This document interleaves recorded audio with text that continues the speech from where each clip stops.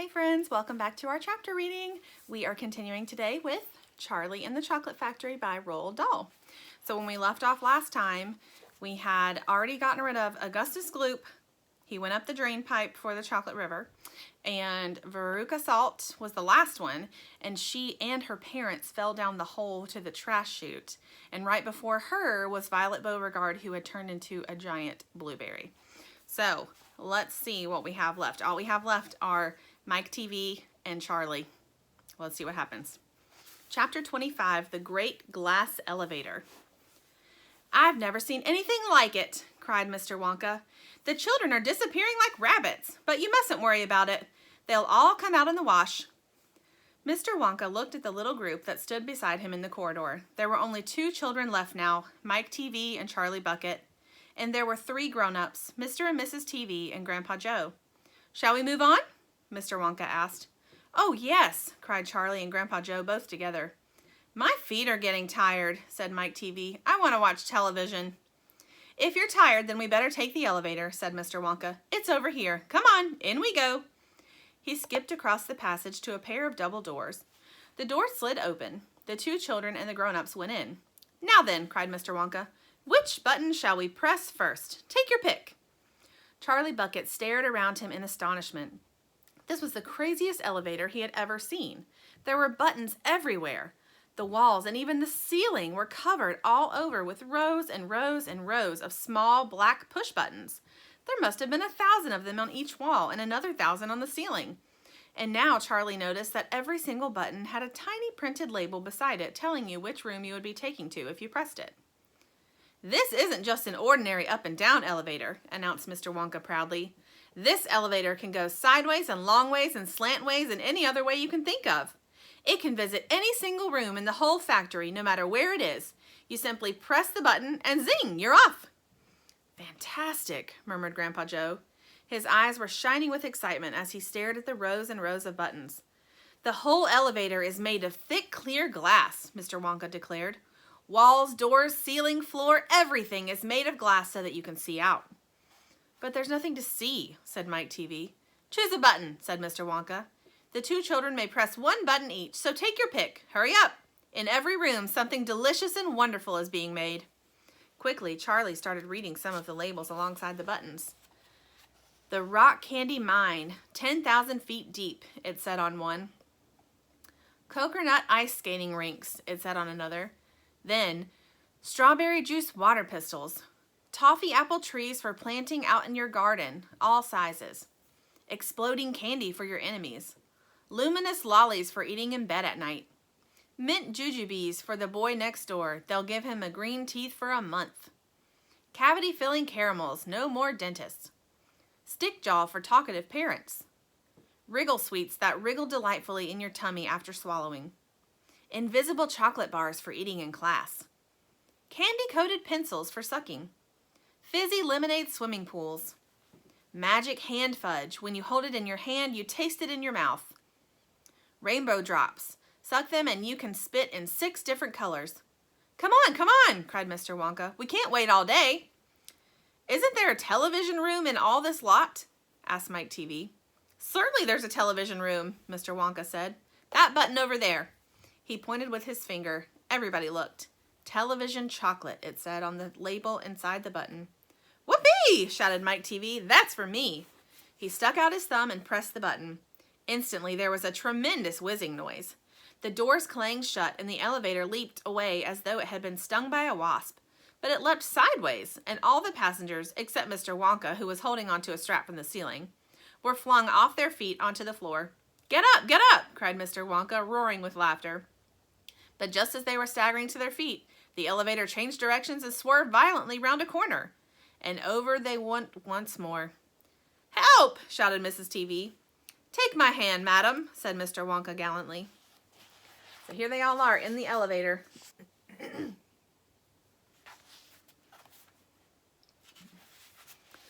"There you are. Now grab this strap. Everybody grab a strap. The journey's not over yet." Old Grandpa Joe staggered to his feet and caught hold of a strap. Little Charlie, who couldn't possibly reach as high as that, put his arms around Grandpa Joe's legs and hung on tight.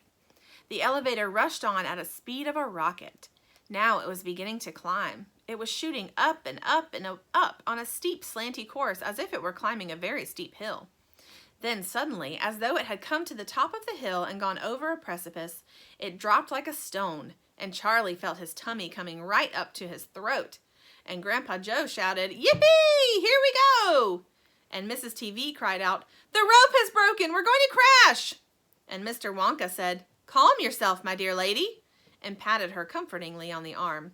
And then Grandpa Joe looked down at Charlie, who was clinging to his legs, and he said, "Are you all right, Charlie?" Charlie shouted, "I love it! It's like being on a roller coaster!"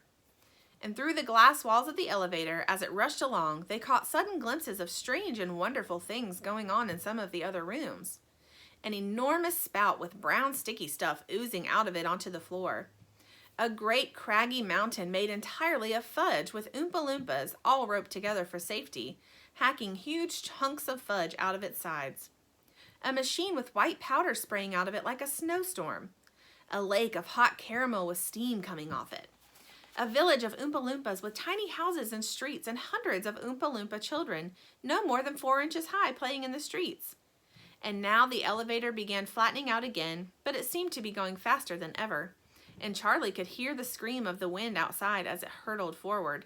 And it twisted, and it turned, and it went up, and it went down, and "I'm gonna be sick!" yelled Mrs. TV, turning green in the face. "Please don't be sick," said Mr. Wonka. "Try and stop me," said Mrs. TV. "Then you'd better take this," said Mr. Wonka, and he swept his magnificent black top hat off his head and held it out upside down in front of Miss TV's mouth. "Make this awful thing stop," ordered Mr. TV. "Can't do that," said Mr. Wonka. "It won't stop till we get there. I only hope no one is using the other elevator at this moment." "What other elevator?" screamed Mrs. TV. "The one that goes the opposite way on the same track as this one," said Mr. Wonka. "Holy mackerel!" cried Mr. TV. "You mean we might have a collision?" "I've always been lucky so far," said Mr. Wonka. "Now I am going to be sick," yelled Mrs. TV. "No," said Mr. Wonka. "Not now. We're nearly there. Don't spoil my hat." The next moment, there was a screaming of brakes, and the elevator began to slow down. Then it stopped altogether. "Some ride," said Mr. TV, wiping his great sweaty face with a handkerchief. "Never again," gasped Mrs. TV. And then the doors of the elevator slid open, and Mr. Wonka said, "Just a minute now, listen to me. I want everybody to be very careful in this room. There's dangerous stuff around here, and you must not tamper with it." Chapter 26, The Television Room. The TV family, together with Charlie and Grandpa Joe, stepped out of the elevator into a room so dazzlingly bright and dazzlingly white that they screwed up their eyes in pain and stopped walking. Mr. Wonka handed each of them a pair of dark glasses and said, "Put these on, quick, and don't take them off in here, whatever you do. This light could blind you." As soon as Charlie had his dark glasses on, he was able to look around him in comfort. He saw a long, narrow room. The room was painted white all over. Even the floor was white, and there wasn't a speck of dust anywhere. From the ceiling, huge lamps hung down and bathed the room in a brilliant blue-white light. The room was completely bare except at the far ends. At one of these ends, there was an enormous camera on wheels, and a whole army of Oompa Loompas was clustering around it, oiling its joints and adjusting its knobs and polishing its great glass lens. The Oompa Loompas were all dressed in the most extraordinary way. They were wearing bright red spacesuits, complete with helmets and goggles. At least they looked like spacesuits, and they were working in complete silence. Watching them, Charlie experienced a queer sense of danger. There was something dangerous about this whole business, and the Oompa Loompas knew it. There was no chattering or singing among them here, and they moved about over the huge black camera slowly and carefully in their scarlet spacesuits. At the other end of the room, about 50 paces away from the camera, a single Oompa Loompa, also wearing a spacesuit, was sitting at a black table gazing at the screen of a very large television set. "Here we go," cried Mr. Wonka, hopping up and down with excitement. "This is the testing room for my very latest and greatest invention, television chocolate." "But what is television chocolate?" asked Mike TV. "Good heavens, child, stop interrupting me," said Mr. Wonka. "It works by television. I don't like television myself. I suppose it's all right in small doses, but children never seem to be able to take it in small doses. They want to sit there all day long, staring and staring at the screen." "That's me," said Mike TV. "Shut up," said Mr. TV. "Thank you," said Mr. Wonka. "I shall now tell you how this amazing television set of mine works. But first of all, do you know how ordinary television works? It's very simple. At one end, where the picture is being taken, you have a large movie camera and you start photographing something. The photographs are then split up into millions of tiny little pieces which are so small that you can't see them. And these little pieces are shot out into the sky by electricity. In the sky, they go whizzing around all over the place until suddenly they hit the antenna on the roof of somebody's house. Then they go flashing down the wire that leads right into the back of the television set. And in there they get jiggled and joggled around until at least every single one of those millions of tiny pieces is fitted back into its right place, just like a jigsaw puzzle. And presto, the photograph appears on the screen." "That isn't exactly how it works," Mike TV said. "I'm a little deaf in my left ear," Mr. Wonka said. "You must forgive me if I don't hear anything you say." "I said that isn't exactly how it works," shouted Mike TV. "You're a nice boy," Mr. Wonka said, "but you talk too much. Now then, the very first time I saw ordinary television working, I was struck by a tremendous idea. 'Look here,' I shouted, 'if these people can break up a photograph into millions of pieces and send the pieces whizzing through the air and then put them together again at the other end, why can't I do the same thing with a bar of chocolate? Why can't I send a real bar of chocolate whizzing through the air in tiny pieces and then put the pieces back together at the other end, all ready to be eaten?'" "Impossible," said Mike TV. "You think so?" cried Mr. Wonka. "Well, watch this. I shall now send a bar of my very best chocolate from one end of this room to the other by television. Get ready there. Bring in the chocolate."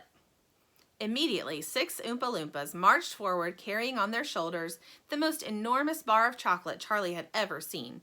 It was about the size of the mattress he slept on at home. So here's Mr. Wonka, and here comes the Oompa Loompas carrying the giant bar of chocolate.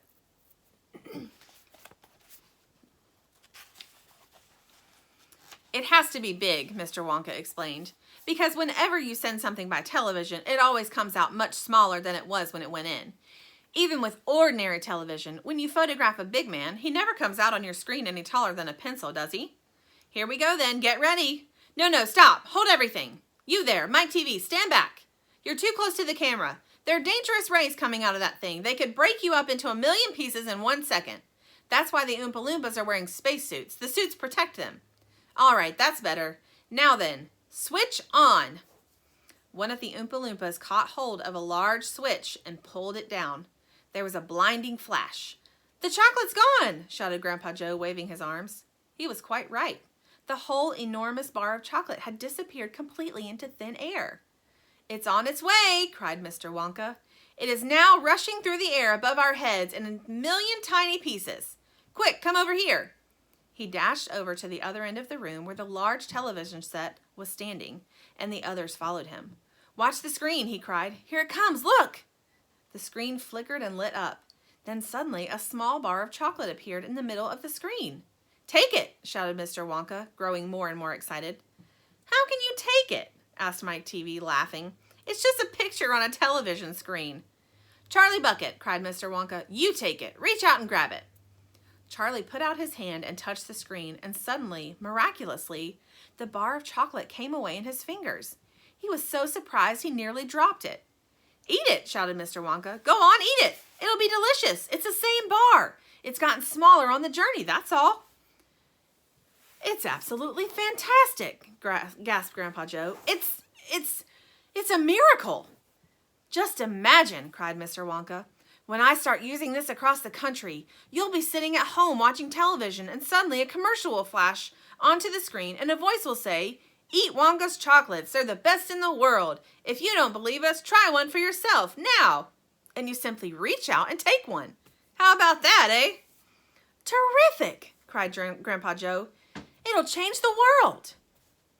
Chapter 27, Mike TV is sent by television. Mike TV was even more excited than Grandpa Joe at seeing a bar of chocolate being sent by television. "But Mr. Wonka," he shouted, "can you send other things through the air in the same way? Breakfast cereal, for instance?" "Oh, my sainted aunt," cried Mr. Wonka. "Don't mention that disgusting stuff in front of me. Do you know what breakfast cereal is made of? It's made of all those little curly wooden shavings you find in pencil sharpeners. But could you send it by television if you wanted to, as you do chocolate? Asked Mike TV. Of course I could. And what about people? Asked Mike TV. Could you send a real live person from one place to another in the same way? A person? Cried Mr. Wonka. Are you off your rocker? But could it be done? Good heavens, child, I really don't know. I suppose it could. Yes, I'm pretty sure it could. Of course it could. I wouldn't like to risk it, though. It might have some very nasty results. But Mike TV was already off and running. The moment he heard Mr. Wonka saying, I'm pretty sure it could, of course it could, he turned away and started running as fast as he could towards the other end of the room where the great camera was standing. Look at me, he shouted as he ran. I'm going to be the first person in the world to be sent by television. No, no, no, no, cried Mr. Wonka. Mike, screamed Mrs. TV. Stop, come back. You'll be turned into a million tiny pieces. But there was no stopping Mike TV now. The crazy boy rushed on, and when he reached the enormous camera, he jumped straight for the switch, scattering Oompa Loompas right and left as he went. See you later, alligator, he shouted, and he pulled down the switch. And as he did so, he leaped out onto the full glare of the mighty lens. There was a blinding flash. Then there was silence. Then Mrs. TV ran forward, but she stopped dead in the middle of the room, and she stood there. She stood staring at the place where her son had been, and her great red mouth opened wide, and she screamed, He's gone! He's gone!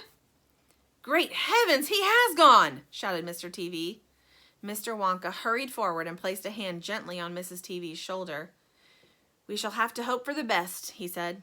We must pray that your little boy will come out unharmed at the other end. Mike, screamed Mrs. TV, clasping her hand in her hands. Where are you? I'll tell you where he is, said Mr. TV. He's whizzing around above our heads in a million tiny pieces. Don't talk about it, wailed Mrs. TV. We must watch the television set, said Mr. Wonka. He may come through at any moment.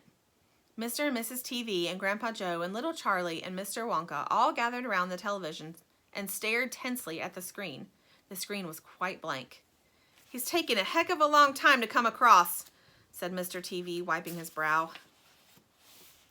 They're all waiting for him to come across the screen. Oh dear, said Mr. Wonka. I do hope that no part of him gets left behind. What on earth do you mean? Asked Mr. TV sharply. I don't wish to alarm you, said Mr. Wonka, but it does sometimes happen that only about half the little pieces find their way into the television set. It happened last week. I don't know why, but the result was that only half a bar of chocolate came through. Mrs. TV let out a scream of horror. You mean only half of Mike is coming back to us? She cried.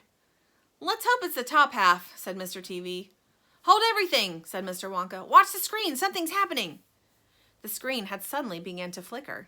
Then some wavy lines appeared. Mr. Wonka adjusted one of the knobs, and the wavy lines went away. And now, very slowly, the screen began to get brighter and brighter. Here he comes, yelled Mr. Wonka. Yep, that's him, all right. Is he all in one piece? Cried Mrs. TV. I'm not sure, said Mr. Wonka. It's too early to tell. Faintly at first, but becoming clearer and clearer every second, the picture of Mike TV appeared on the screen. He was standing up and waving at the audience and grinning ear to ear. But he's a midget, shouted Mr. TV. Mike, cried Mrs. TV, are you all right? Are there any bits of you missing? Isn't he going to get any bigger? Shouted Mr. TV. Talk to me, Mike, cried Mrs. TV. Say something. Tell me you're all right. A tiny little voice, no louder than the squeaking of a mouse, came out of the television set. Hi, Mom, it said. Hi, Pop. Look at me. I'm the first person ever to be sent by television. Grab him, ordered Mr. Wonka. Quick. Mrs. TV shot out a hand and picked the tiny figure of Mike TV out of the screen. Hooray, cried Mr. Wonka. He's all in one piece. He's completely unharmed. You call that unharmed? Snapped Mrs. TV, peering at the little speck of a boy who was now running to and fro across the palm of her hand, waving his pistols in the air. He was certainly not more than an inch tall. He's shrunk, said Mr. TV. Of course he's shrunk, said Mr. Wonka. What did you expect? This is terrible, wailed Mrs. TV. What are we going to do? And Mr. TV said, we can't send him back to school like this. He'll get trod upon. He'll get squashed. He won't be able to do anything, cried Mrs. TV. Oh, yes, I will, squeaked the tiny voice of Mike TV. I'll still be able to watch television. Never again, shouted Mr. TV. I'm throwing the television set right out the window the moment we get home. I've had enough of television. When he heard this, Mike TV flew into a terrible tantrum. He started jumping up and down on the palm of his mother's hand, screaming and yelling and trying to bite her fingers. I want to watch television, he squeaked. I want to watch television. I want to watch television. I want to watch television. Here, give him to me, said Mr. TV. And he took the tiny boy and shoved him into the breast pocket of his jacket and stuffed a handkerchief on top. Squeals and yells came from inside the pocket, and the pocket shook as the furious little prisoner fought to get out. Oh, Mr. Wonka, wailed Mrs. TV. How can we make him grow?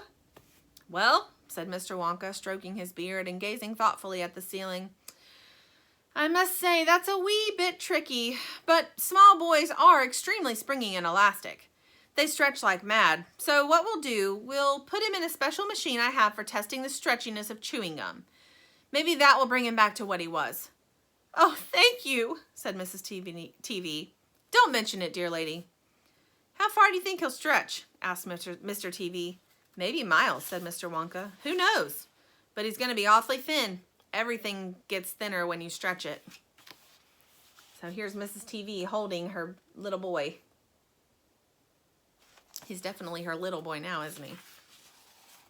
You mean like chewing gum? Asked Mr. TV. Exactly.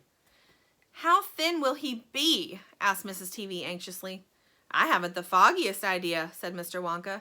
And it doesn't really matter anyway, because we'll soon fatten him up again. All we'll have to do is give him a triple overdose of my wonderful super vitamin candy. Super vitamin candy contains huge amounts of vitamin A and vitamin B.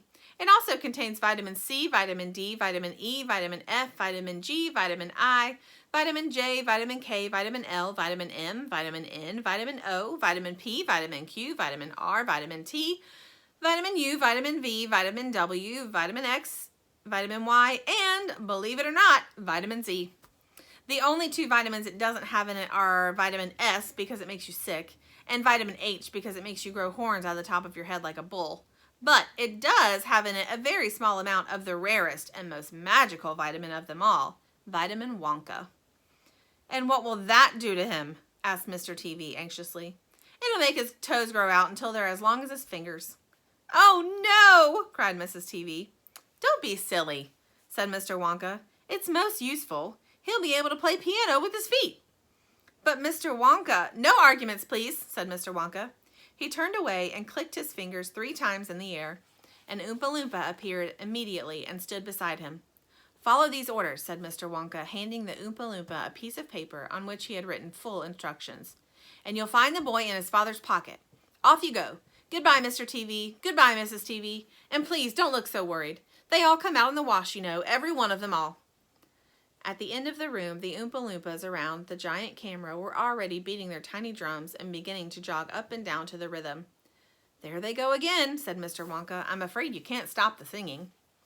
Little Charlie caught Grandpa Joe's hand, and the two of them stood beside Mr. Wonka in the middle of the long, bright room, listening to the Oompa Loompas, and this is what they sang.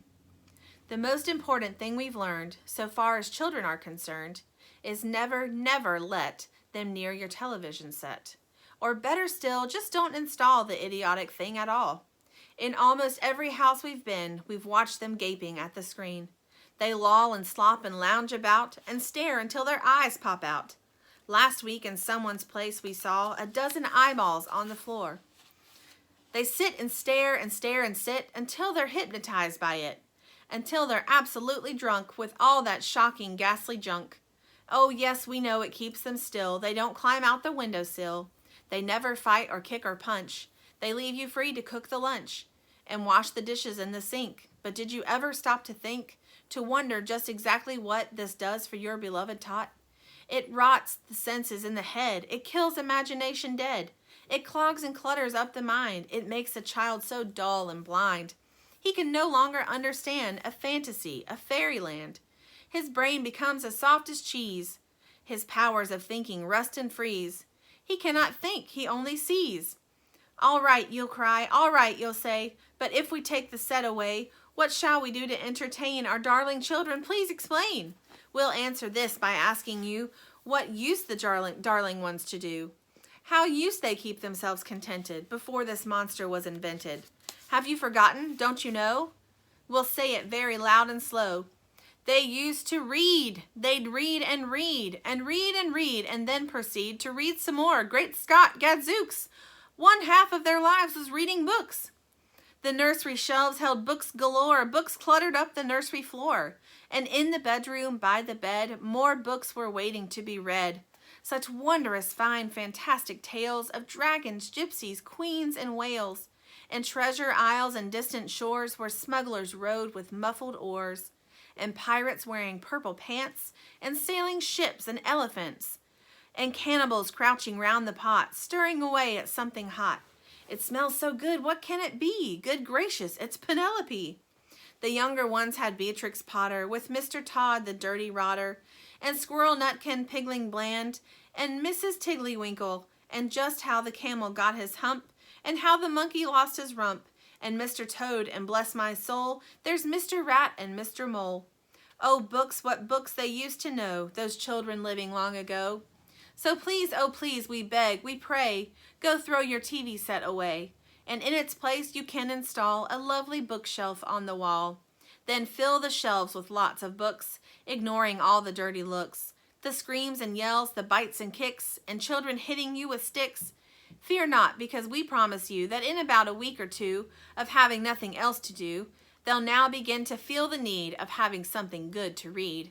And once they start, oh boy, you watch the slow growing joy that fills their hearts. They'll grow so keen, they'll wonder what they'd ever seen in that ridiculous machine, that nauseating, foul, unclean, repulsive television screen. And later, each and every kid will love you more for what you did. P.S. Regarding Mike TV, we very much regret that we shall simply have to wait and see if we can get him back his height, but if we can't, it serves him right. And here is all the Oompa Loompas singing that long song. All right, friends, that's all for today. Join me next time and we'll see what happens next. Bye.